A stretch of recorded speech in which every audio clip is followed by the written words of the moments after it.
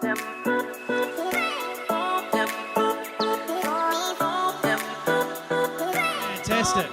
Big hand for the band too, wasn't it? So good. Didn't they do great?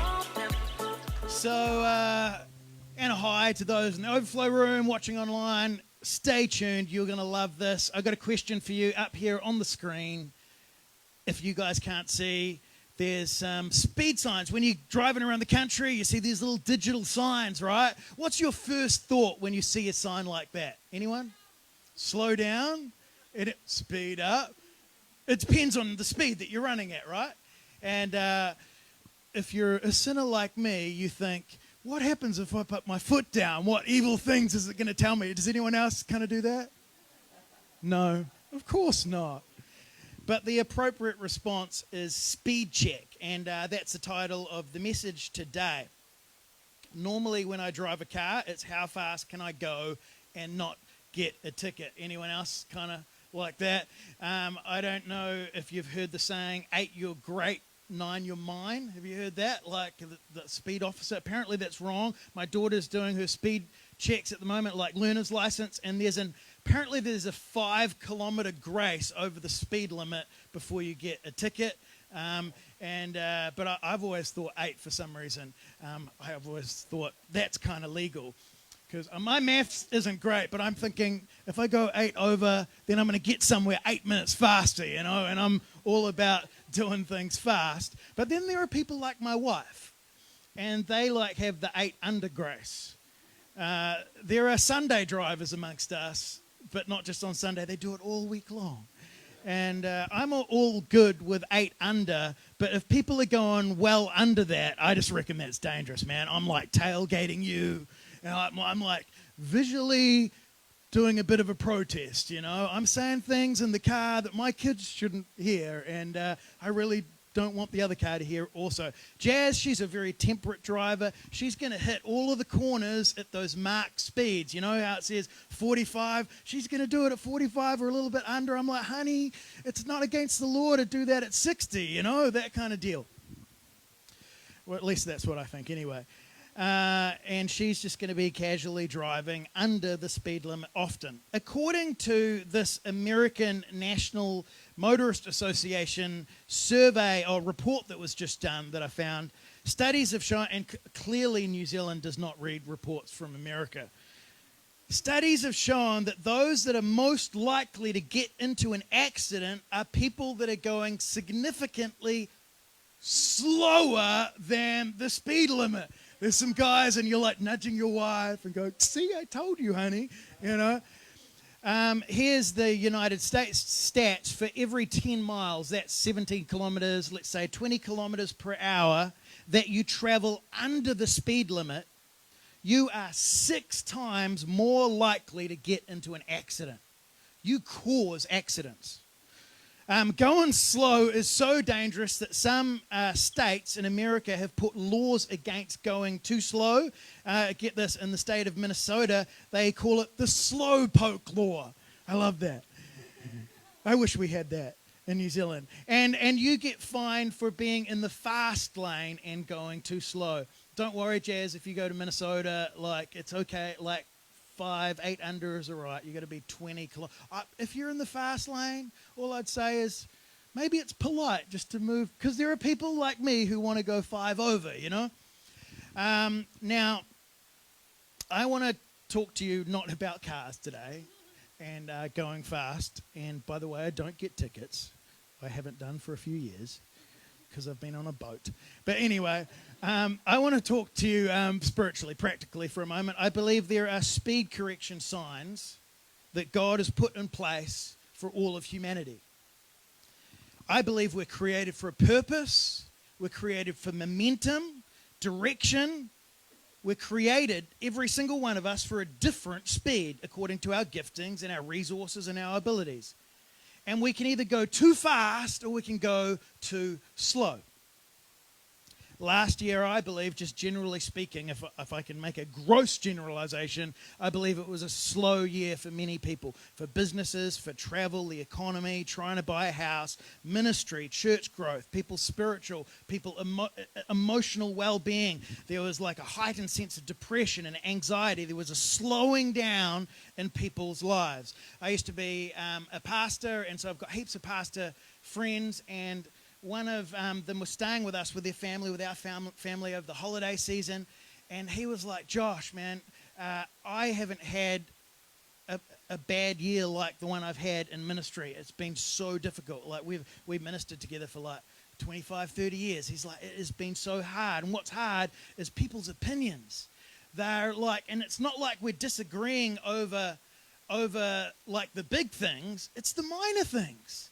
It's not the big things. Like we agree that Jesus is on the throne. We believe that he's coming back again and the church exists to reach a lost world and share his love. But it's these kind of like minor things that are really tripping people up. And he was saying how difficult it is for him. Hey, can I just say, if that's you, don't major on minors. Major on man, if there could be a value that we could just plonk in this church, how about it's that we don't major on minors, you know? Let's be about the big things that really actually matter. And the normal way of life was disrupted so much, and it still is, and they talk about this new normal, and I hate that word. It's like, when was life ever normal? It's a roller coaster from start to finish, right? I mean, when do we get a war like this in the Ukraine, like the 16th century sort of land grab in this new modern era where we're getting up-to-date kind of stuff, like in real time? I mean, that's not normal. We have never had a war like that before, and so I just kind of believe it's a good time when restrictions are getting eased, when the borders are opened up and people from Australia can come back again, yay. I think it's a good time. Hey, let's just do a speed check. Maybe we need to do a little bit of a speed correction today personally. Jesus said this, John 9 verse 4, as long as it is day, we must do the works of him who sent me. Night is coming when no one can work. So he's saying when it's night, like when we're in lockdowns, when there is these horrible kind of restrictions, there's limitations, no one can work. But when it's day right now and these restrictions are coming off, we can work. We've got a church to build. We've got businesses to start and certainly to support. We've got a country to heal and to rebuild again.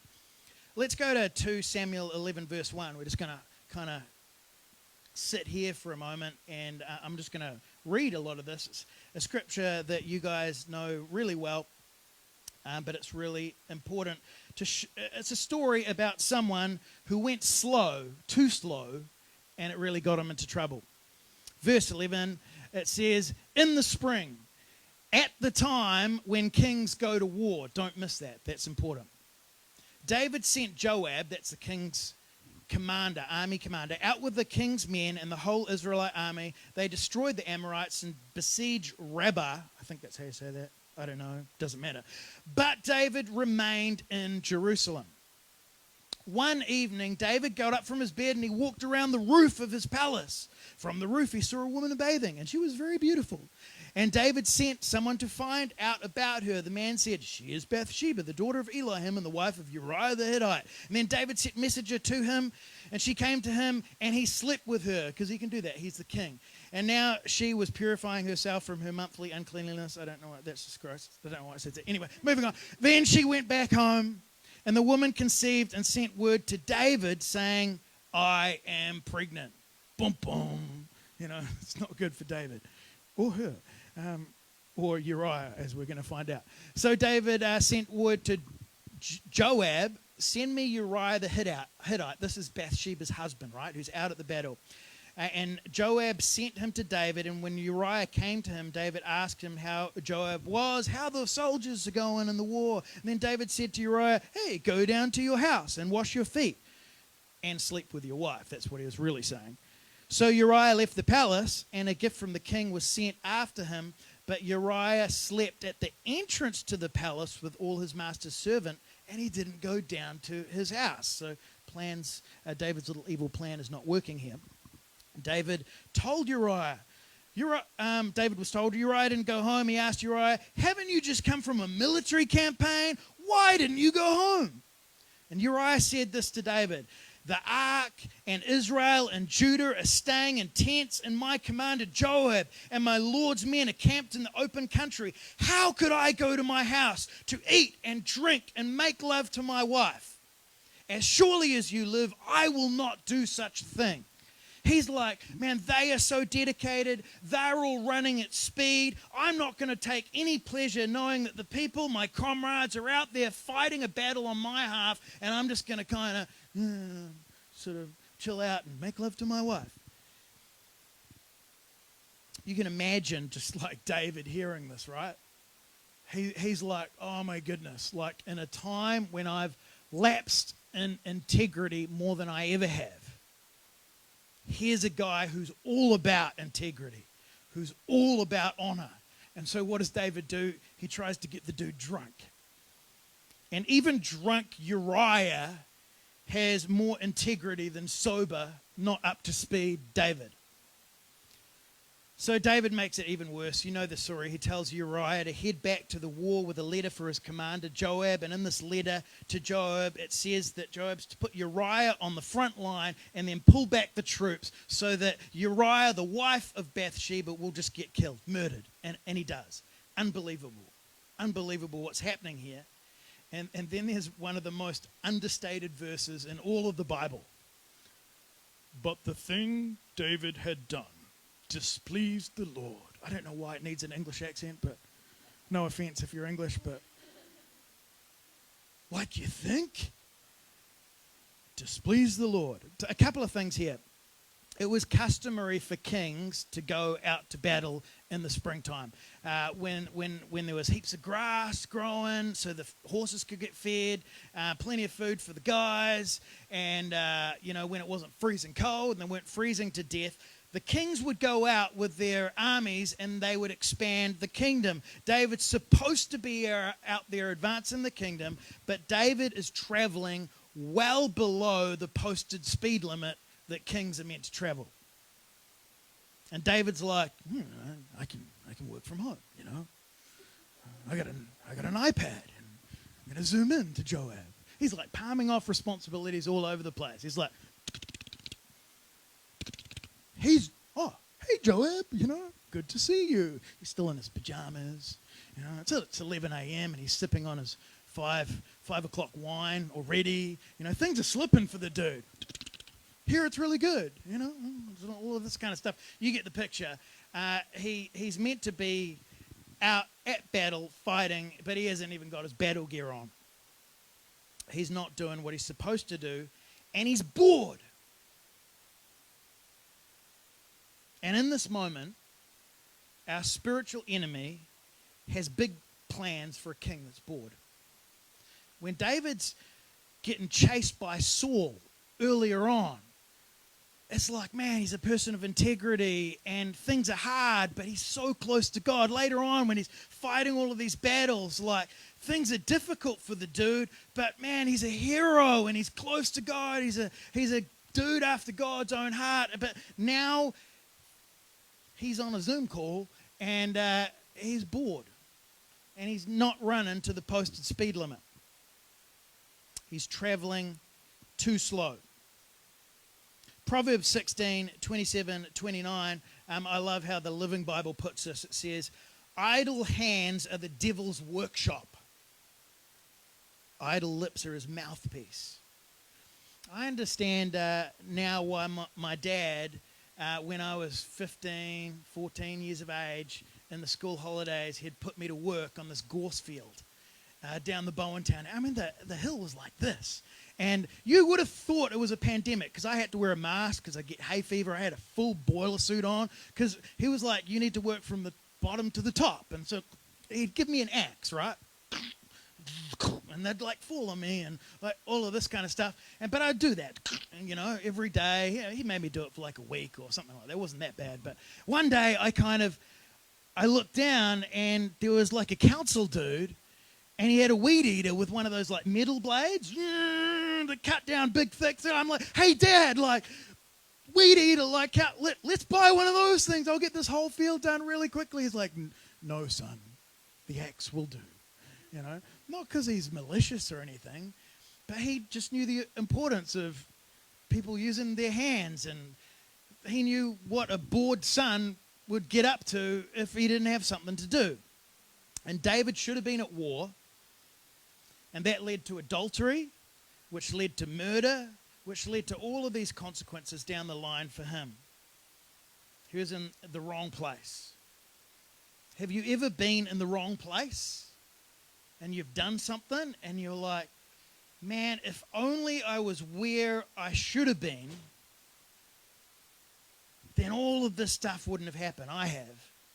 I look back and go, man, if only I'd been where God wanted me to be. According to psychology, I want to look at boredom for a little bit, because David's bored in this place. And a lot of people get bored if they're not running up to speed limit.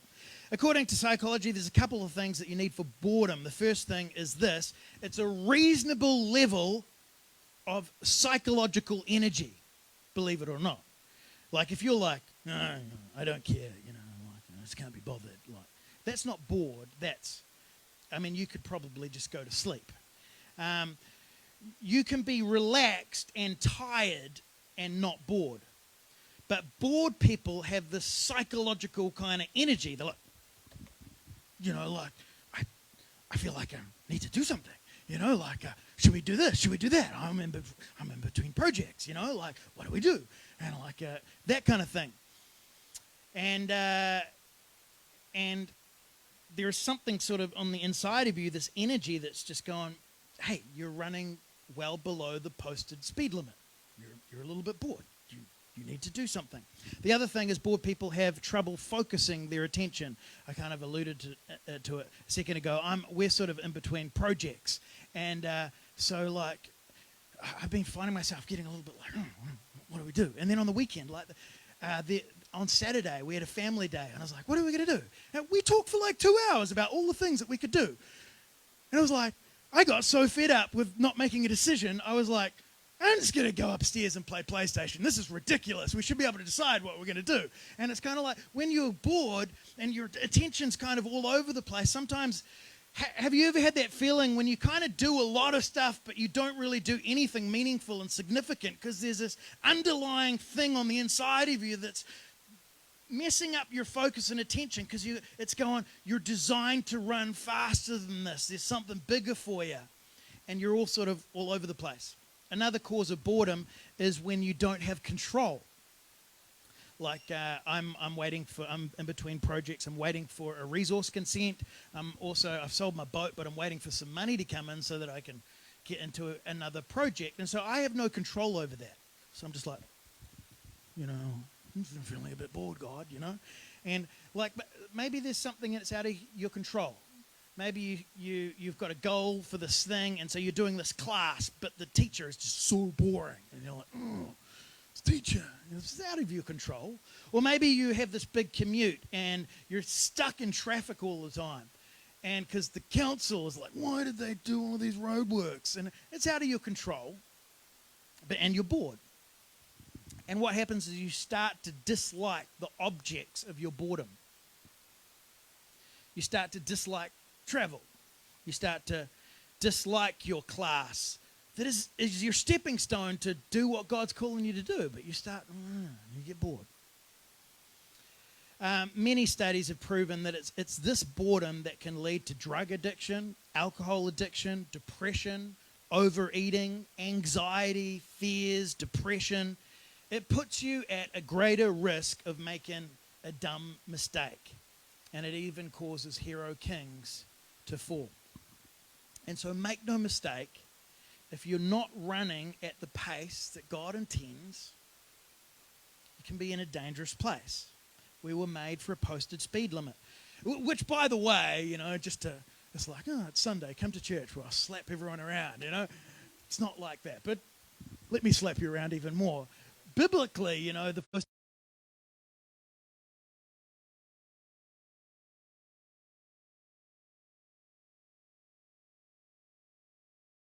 dudes, I'm preaching to myself today as well when I say, as a church, we've got to be really careful, because boredom and laziness and lack of focus, it's okay. Lack of focus, look at me. It's just problems with the overflow feed, probably.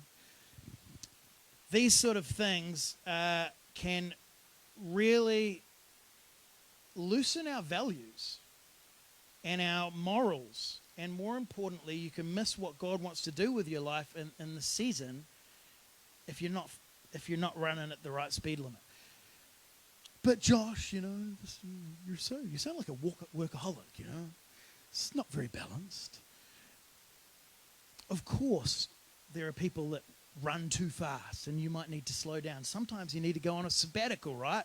Recharge your batteries. But I just really feel like this is a word for many people, because things are going to start picking up again. It's not a time to hunker down. It's a time to press into God and go, what do you have for me in this next season? Is that all right? Check this out. Ecclesiastes 5:12, it says this: people who work hard sleep well. Who wants to sleep well?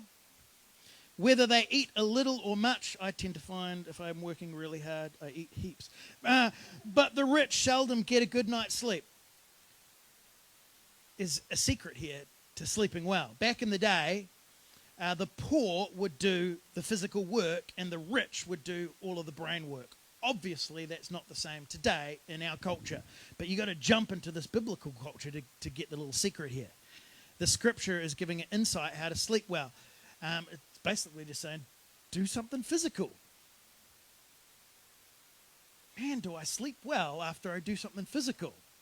Like, we just spent 3 months, I was working with a builder and we're doing a building project, and man, just physical all day long. And when my head hits the cushion at night, I'm like out to it. Does anyone know what I'm talking about? And I've found just recently, though, because that project finished and now there's resource consensus, kind of like I'm in front of a computer, there's all of this church work stuff going on, and like typing a message, a lot of like brain work all day long. And then I hit my pillow and it's like, it doesn't stop. And we got to be really careful if your job doesn't have that physical aspect to it, if it's all brain work, like if you're in meetings all the time, if you're in front of computers, if you're making decisions all day long, you need to be careful with this, because sometimes that brain work, what happens, it doesn't exhaust your body. So you get home and you're not tired enough to go to sleep, but you're also you don't have enough energy to do anything meaningful, so you can get a little bit bored, and that's when people can start binging on stuff. Binge on food and binge on Netflix and binge on alcohol. I mean, none of those things are bad in and of themselves, but binging on stuff is really bad. It'll bury you in depression eventually. So what the scripture is saying to me is exercise is your friend. God's designed us with a body, and our body's meant to run at a posted speed limit. And so if you find yourself doing brain work all of the time, there's some things that you can do. Because you're meant to have that feeling of accomplishment, that feeling of like, it is finished. But there are some jobs that are just never finished, like pastoring a church is never finished. It can be exhausting because you don't get this feeling of accomplishment. I'm serious. Jazz she does accounts a lot. And so, and it's sort of like, her job's never finished with that. There's always going to be something to reconcile. And so what she does is she goes for a run in the morning, or she goes to yoga or something like that. And then she comes back and she goes like, there's this feeling of accomplishment. I've done something. It's finished. So important. And there's that physical aspect to it. I've been, like I said, in between projects. And so sometimes a big project, there's no finish date. And so I like to have little projects. If I can't find anything, I'll just make something, because I need that feeling of it's finished. I've done something. I've created something. And so like I'll just look at my garden if I have to, and I'll just rip out that whole corner and make something beautiful, just so I can sit down at the end of the day, crack a beer, and just go, look at what I did. It is finished, And and it gives you that feeling of accomplishment. As a church in Rotorua, we did, do you guys remember? No, it's just a beautiful backing track, because I'm telling a story about the days in Rotorua when I pastored there many, many years ago. Thanks, Pastor Ryan. No, it wasn't meant to be so romantic. I just kind of, if I felt like a certain value needed heating up, like the value of community, right? Like people needed to make friends more. Everyone look at me, I'm hungry for your attention. We'd meet together as a leadership team and just go, oh, you know what, like, what's a project? What's something as a church we can accomplish and do together? And we go, let's put a kitchen in or something. And so on a Sunday, I'd be like, hey, see that wall? We're going to bust it down, and we're going to put a kitchen in. And so if you've got the gift of giving, you better give, because we don't have any money. And if you've got the gift of crafts, pick up your hammer. And if you've got the gift of serving, let's go get a trailer, and we're going to do demo. If you've got the gift of hospitality, let's make some food. We're going to get real hungry. I certainly do when I do hard work. And, if you've got the gift of administration, it's going to need organizing, dudes.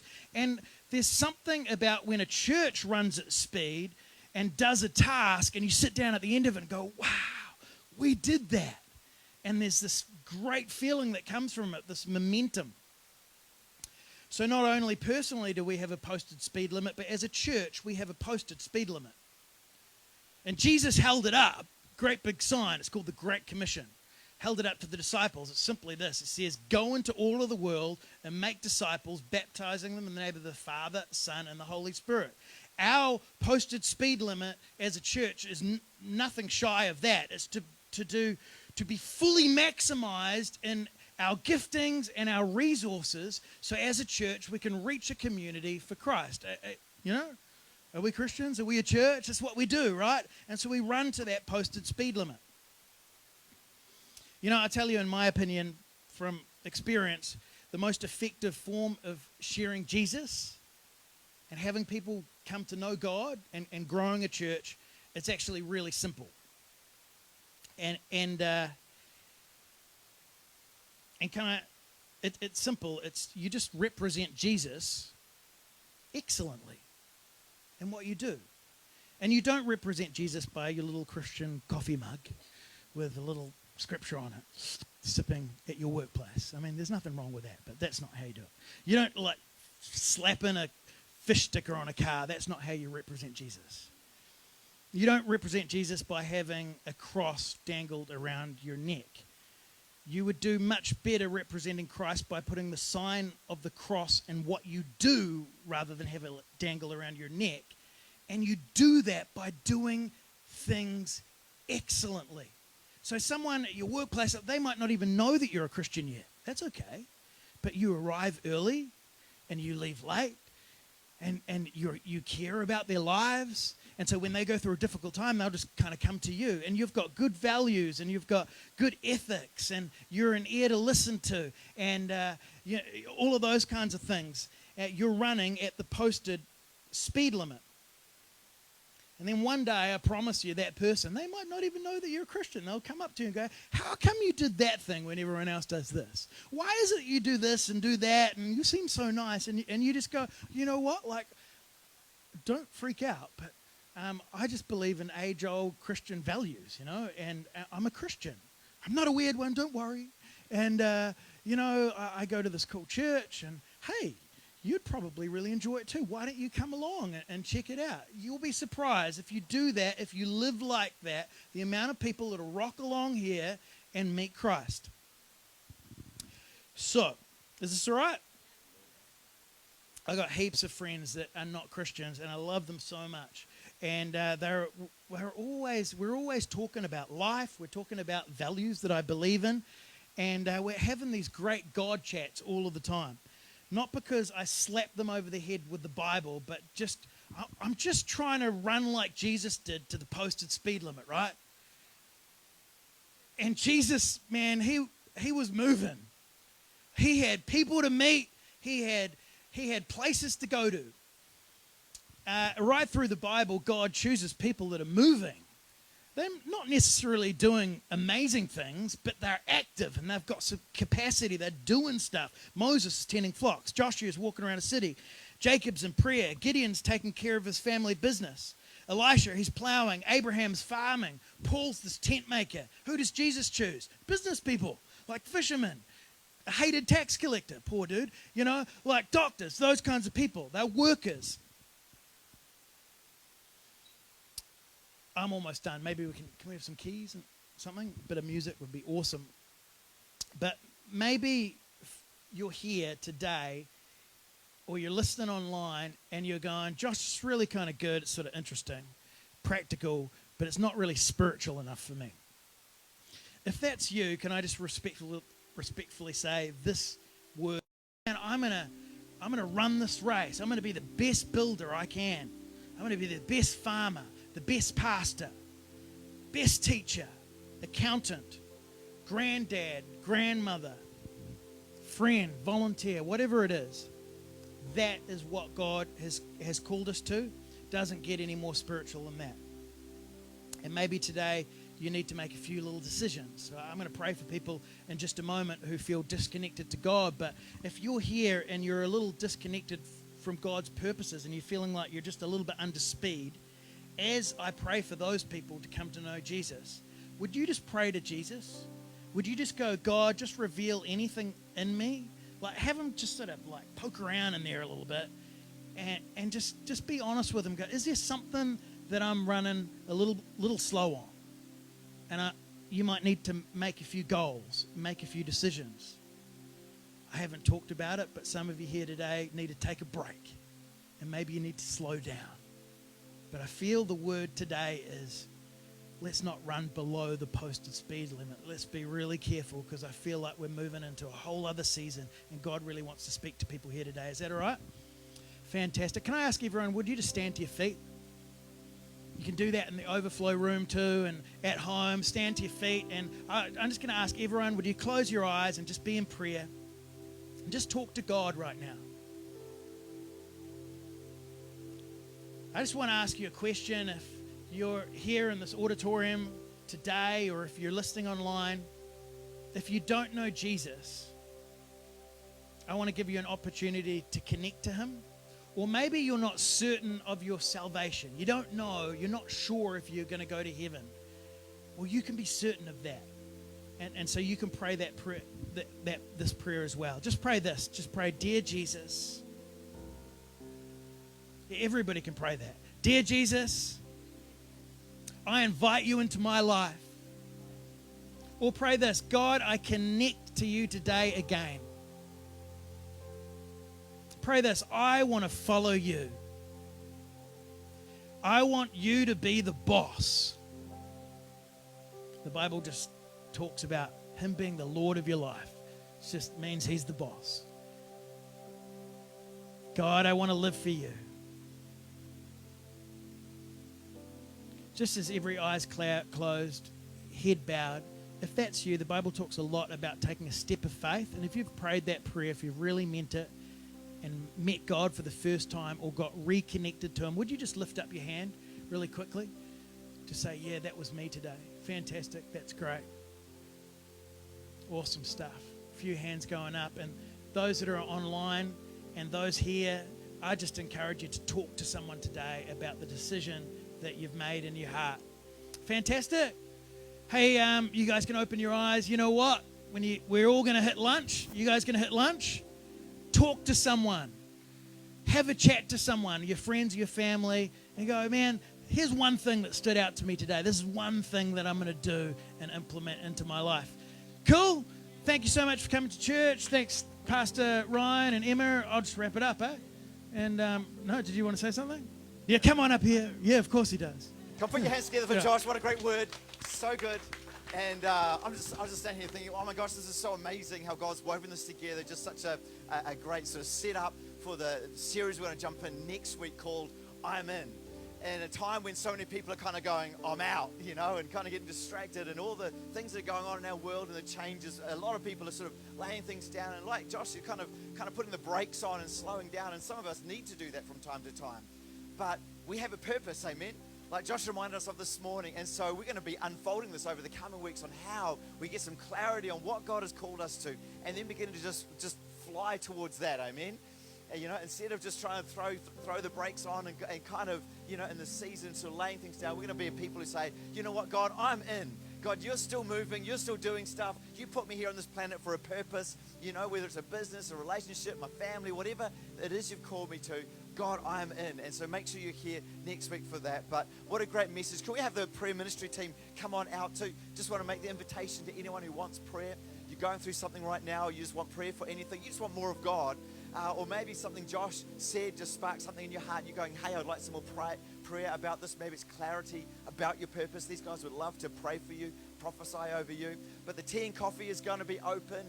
And so enjoy that. And have a great week. Get along to a Connect group this week. And just be blessed through a Connect group. But otherwise, we're going to finish there. Thank you, Josh. Have a great week. And make sure you're here again next Sunday. God bless you.